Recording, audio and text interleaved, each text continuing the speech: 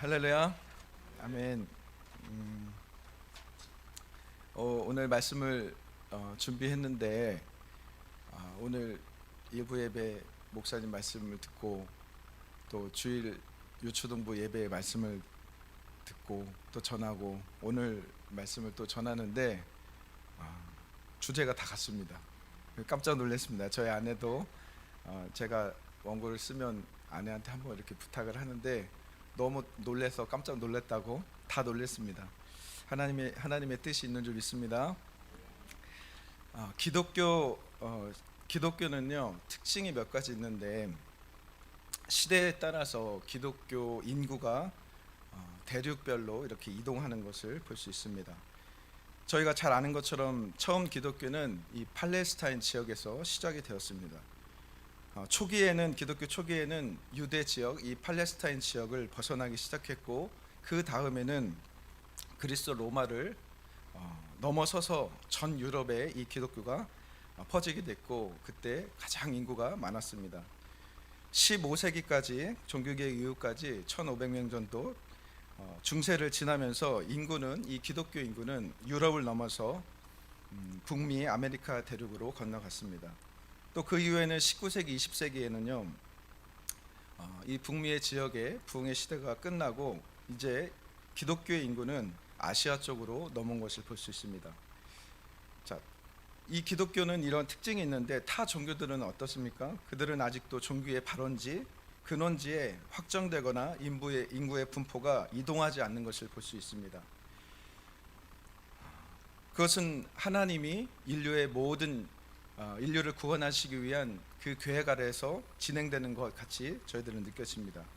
또 하나의 타 종교와 이웃 종교와 특징, 차이점이 또 하나 있다면 타 종교는 그 종교를 상징하는 신적 권위를 가진 그 인물은 비참하게 죽음을 맞이하지 않았다라고 하는 것입니다. 타 종교에서 성인이라고 지칭하는 어느 정도 반열에 오른 종교 지도자들은 자신을 믿고 따르는 사람들을 위해서 기꺼이 죽지 않았다라고 하는 사실입니다. 하지만 오늘 기독교를 상징하는 예수님은 이 땅에 오신 목적 자체가 십자가의 죽으심이었고 죽으시려고 이 땅에 오셨습니다. 끝내 예수님은 십자가의 죽으심을 성취하시고 이 땅에 죽으셨습니다. 이 진리는 기독교의 핵심 중의 핵심이고 어떠한 진리와도 타협할 수 없는 기본 진리입니다. 그래서 바울은 이렇게 이야기합니다. 고린도전서 15장 13절 14절 말씀해 보니까 만일 죽은 자의 부활이 없다면 그리스도도 다시 살아나지 못하셨으리라. 그리스도께서 만일 다시 살지 못하셨으면 우리의 전파하는 것도 헛것이요 우리의 믿음도 헛것이다 이렇게 말하고 있습니다. 만약 바울은 십자가의 이 죽으심과 부활의 사건이 없다면 우리의 믿는 것, 우리가 전하는 것, 전파하는 것 모두 다 거짓이 되고 가짜라고 이렇게 말하고 있습니다. 오늘 본문의 말씀은 예수님께서 십자가를 지시기 전에 마지막 기도를 하시기 위해서 겟세마네라고 하는 산에 오르신 내용입니다. 겟세마네라고 하는 이 뜻은 기름 짜는 틀이라고 하는 의미를 가졌다고 합니다. 이 산에 가진 의미처럼 예수님은 이곳에서 겟세마네 산에서 마지막 기도를 드리시는데 기도 드릴 때 그 모습이 땀이 피로 변하듯 마지막으로 온 힘을 다해서 하나님 앞에 기도하셨던 예수님의 모습을 볼 수 있습니다. 자, 그런데 마지막 기도를 겟세마네에 올라가시는데 예수님이 혼자 가시지 않았습니다. 누구랑 가셨죠? 바로 제자들과 함께 갔습니다. 왜냐하면 예수님께서는 마지막까지 예수님이 하셔야 했고 가르쳐야 할 것, 예수님이 가르치길 원하셨던 그 무엇을 가장 사랑하는 제자들에게 가르치길 원하셨기 때문입니다. 그래서 제자들 중에 바로 가장 아끼셨던 베드로와 야고보와 요한을 데리고 이 겟세마네라고 하는 산에 오르셨습니다. 누가복음 22장 39절에 예수께서는 나가사 습관을 따라 감난산에 가심에 제자들도 따라갔더라 말씀하고 있습니다. 제자들은 왜 예수님이 겟세마네 산에 가시는지 이미 알았습니다. 왜냐하면 예수님은 습관적으로 자주 산에 오르셔서 기도하셨기 때문에 그렇습니다.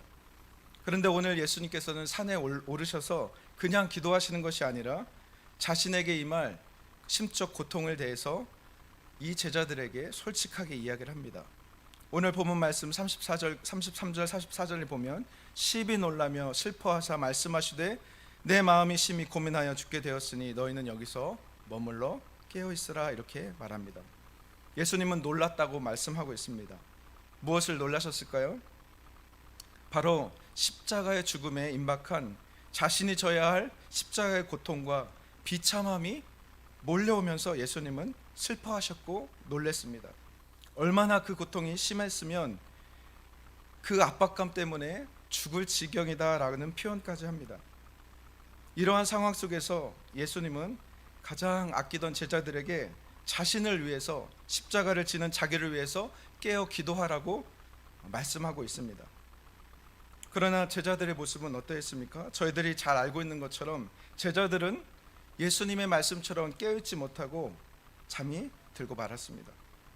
예수님은 기도하시다가 3번 정도를 다시 오셔가지고 이 제자들이 무엇을 하고 있는지, 깨어 기도하고 있는지를 확인하실 정도로 예수님은 이 제자들을 향해서 깨어 기도하기를 원하셨습니다. 마태복음 26장 44절에 또 그들을 두시고 나아가 3번째 같은 말씀을 하신 후 기도하신 후라고 말씀하고 있습니다.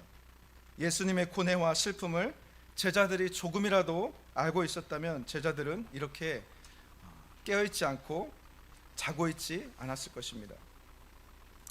십자가를 지시기 위해서 마지막에 기도하러 왔음에도 불구하고 제자들은 깨어있지 못하고 깨어있는 존재가 아니라 반대로 여전히 자고 있다라고 성경은 기록하고 있습니다.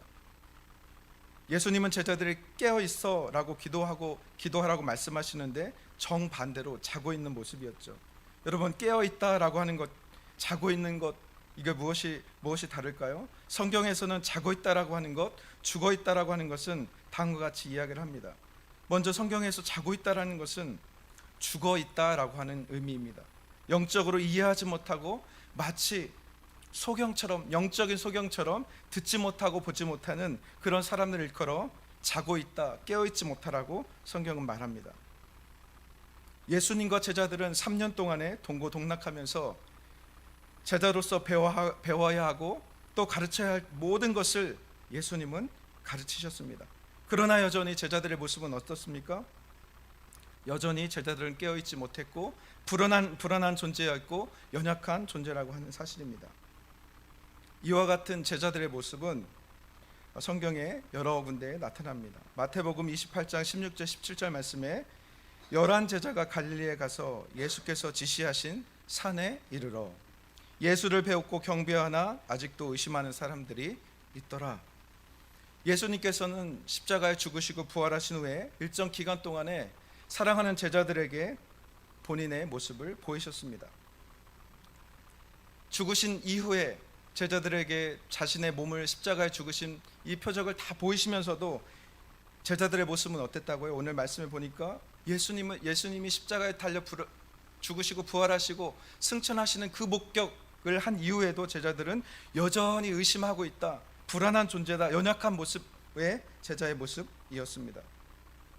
예수님께서는 깨어있지 못하고 영적으로 죽어있는 제자들을 향해 예수님은 가르치고 싶으셨습니다. 무엇을 가르치고 싶으셨을까요?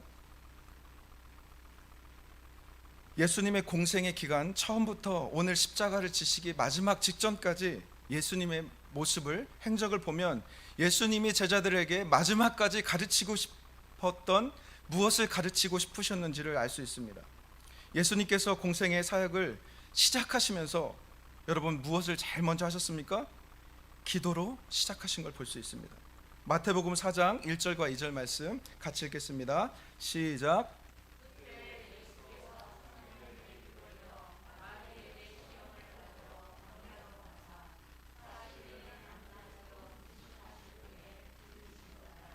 네, 너무너무 놀랐습니다.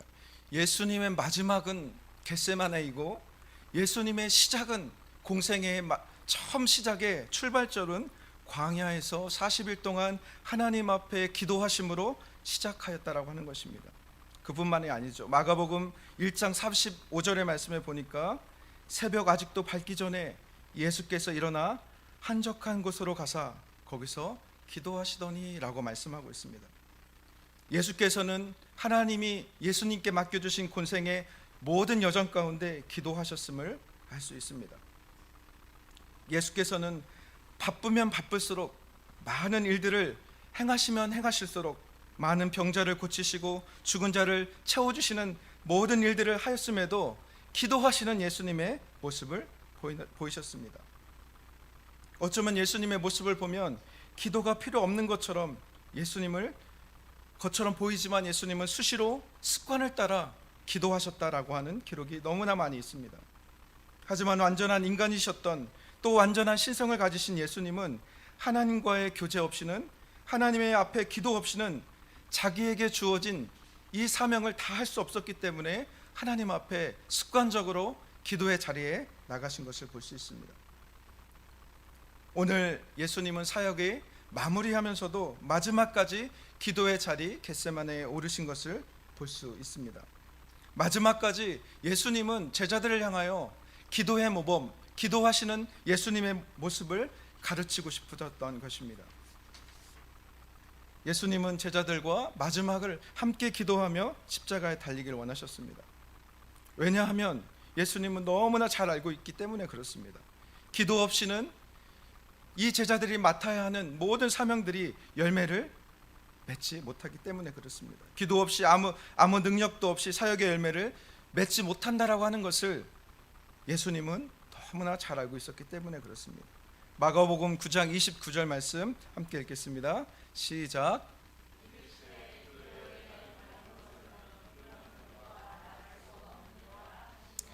자, 예수님의 제자들 앞에 어린아이를 데려와서 많은 사람들이 귀신을 쫓아달라고 이야기했습니다. 그런데 어떻게 됐죠? 제자들은 귀신을 쫓지 못했습니다. 제자들은 낙심하면서 예수님께 집에 돌아가면서 예수님은 고치시는데 왜 저희들은 고치지 못합니까? 라고 물으니 예수님 뭐라고 말씀하셨죠? 기도 외에는 다른 방법이 없다라고 말씀하고 있습니다. 이런 연약한 제자들처럼 저희들 또한 삶 속에서 시험과 유혹을 이길 수 있는 유일한 방법은 기도라고 하는 것입니다. 부르신 삶 속에서 우리가 맡겨진 사역 속에서 열매를 맺을 수 있는 유일한 방법의 도구가 무엇이라고요? 바로 기도라고 하는 것입니다. 정말 아이러니하게도 기도하는 사람은 기도하면 할수록 기도의 부족함을 느낍니다. 성경의 말씀을 읽고 묵상하는 사람일수록 말씀에 갈급함이 더 있습니다. 복음을 전하는 사람일수록, 복음의 깊이를 맛본 사람일수록 복음에 목마름이 있다라고 하는 사실입니다. 하지만 여러분 어떻습니까? 반대로 기도하지 않으면 않을수록, 하나님과의 교제가 끊어지면 끊어질수록 기도의 필요성, 이것을 느끼지 못한다라고 하는 사실입니다. 성경의 말씀을 묵상하고 하나님의 말씀에 가까이 하지 않으면 않을수록 여러분 어떻죠? 말씀이 우리 삶에 필요하지 않음을 저희들은 본능적으로 느낀다라고 하는 사실입니다. 그처럼 저희들은 너무나 연약한 존재라고 하는 사실이죠. 제자들처럼 육체의 피곤함, 쓰러져 자는 그 모습이 저희들의 모습인지 아닌지 돌아보기를 원합니다. 예수님은 너무나 잘 알고 있으셨습니다. 제자들과 저희들이 육체의 피곤함을 이기지 못하고 여전히 자고 있는 제자들의 모습이라고 하는 것을 예수님은 잘 알고 있다라고 하는 사실이죠. 우리가 영적으로 자고 있을 때, 깨어있지 못할 때, 그런 상황 속에서도 우리를 위해 기도하시는 분이 바로 예수님이라고 하는 사실입니다. 로마서 8장 26절 말씀 같이 읽겠습니다. 시작.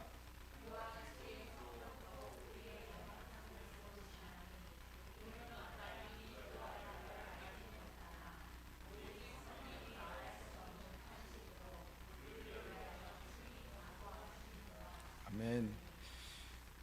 우리를 위해서 깨워 기도하시기를 원하는, 탄식하며 기도하는 성령님의 음성에 반응하는 성도님들 되셨으면 좋겠습니다. 연약한 우리를 위해 말할 수 없는 탄식함으로 간구하고 있는 성령님의 음성을 듣고 기도의 자리로 나아가는 우리 성도님들 되시기를 주님의 이름으로 축복합니다. 우리를 기도의 자리, 각자의 겟세마네 자리로 부르시는 그 음성에 순종하는 우리 열림교회 성도님들 다 되시기를 주님의 이름으로 축복합니다. 예수님께서는 겟세마네 기도는 육체적으로는 모든 진을 빼는 정말 처절하고 간절한 기도를 드리셨습니다. 예수님은 완전한 인간이셨고 그러하기에 예수님이 십자가의 지심으로 인해서 받아야 하는 그 고통은 다른 인간과 별바 다름이 없기 때문에 그렇습니다. 가능하다면, 될 수만 있다면 이 죽음의 십자가, 죽음의 잔을 받고 싶지 않으셨습니다. 그래서 예수님은 이 기도의 현장에서 영적 싸움을 하고 있는 것이죠. 내적 갈등을 하고 있었습니다. 예수님은 얼마나 이 고통이 심하였는지 말씀하고 있습니다. 오늘 본문 말씀 36절에 이르시되 아빠 아버지여, 아버지께서 모든 것이 가능하오니 이 잔을 내게서 옮기시옵소서. 너무나 고통스러운 나머지 예수님은 십자가를 이 독잔이 든 이 잔에 비유하시면서 하나님은 하실 수 있지 않습니까? 아빠 아버지는 하실 수 있지 않습니까? 제가 지지 않아도 되지 않습니까? 라고 하는 예수님 앞에 기도를 드리십니다. 그러나 땀이 피로 변하듯 가장 처절한 기도를 들으신 후에 예수님은 말씀하십니다. 36절 말씀에 그러나 나의 원대로 마옵시고 아버지의 원대로 하옵소서라고 기도를 마치십니다. 결과적으로 겟세마네의 기도가 어떤 기도입니까? 순종을 위한 기도의 자리였다라고 하는 것을 알 수 있습니다. 사랑하는 성도님들, 하나님 앞에 우리가 순종한다는 것, 이것은요 말처럼 쉽지가 않습니다. 그래서 예수님은 우리의 순종을 위해서는 이 겟세마네의 기도처럼 그 기도의 고통스러운 자리가 필요하다고 저희들에게 말씀하고 있는 것입니다. 순종이 무엇입니까? 내 뜻이 아니라 하나님의 뜻이 우리의 삶 속에 이루어지는 것을 말합니다. 그것을 위해서는 바로 예수님처럼 겟세마네의 기도, 고통스러운 그 기도의 자리가 있어야만 가능하다고 저희들에게 말씀하시는 겁니다. 우리의 육신, 왜 그럴까요? 우리의 육신과 악한 사단의 권세는 우리가 하나님 앞에 순종하지 못하도록 방해하기 때문에 그렇습니다. 그래서 바울은 에베소 성도들에게 이렇게 말하고 있습니다. 에베소 6장 12절 말씀 저희 같이 한번 읽겠습니다. 시작. 우리의 씨름은 혈과 육을 상대하는 것이 아니요 통치자들과 권세들과 이 어둠의 세상 주관자들과 하늘에 있는 악의 영들을 상대함이라. 아멘. 우리의 육은 하나님의 뜻을 거스립니다. 그러나 내 안에 계신 성령께서는 하나님의 뜻을 이루어 드리기를 원하는 우리 안에 소원이 있습니다. 그러나 성경은, 사도 바울은 에베소 성도들에게 이렇게 이야기를 하는 것이죠. 영적 싸움이 고단하니 너희들은 전신갑주를 취하고 하나님 앞에 나아가 기도하라고 말씀합니다. 에베소 6장 18절 말씀, 마지막 말씀이니까 다시 한번 같이 읽겠습니다. 시작. 모든 기도와 간구를 하되 항상 성령 안에서 기도하고 이를 위하여 깨어 구하기를 항상 힘쓰며 여러 성도를 위하여 구하라. 아멘. 저희들은 스스로 저희들이 너무나 잘 알고 있는 것처럼 너무나 연약한 존재들입니다. 기도 없이는 하루도 살아갈 수 없는 존재들입니다. 왜냐하면 하루에도 수십 번씩 육체의 정욕과 안목의 정욕과 이생의 자랑, 이것들로부터 넘어지고 공격당하는 존재들이기 때문에 그렇습니다. 그럴 때마다 매일의 삶 속에서, 우리 성도님의 각자의 삶 속에서 겟세마네 산에 올라가서 하나님 앞에 간절하게 기도하는 그 자리를 사모하는 우리 열림교회 모든 성도님 되시기를 기도합니다. 겟세마네에 오르신 그 예수님처럼 그곳에 올라가서 우리의 뜻이 아니라 하나님의 뜻이 이루어드리기를 결심하고 순종하는 우리 열림교회 모든 성도님 되시기를 주님의 이름으로 축복합니다. 기도하겠습니다.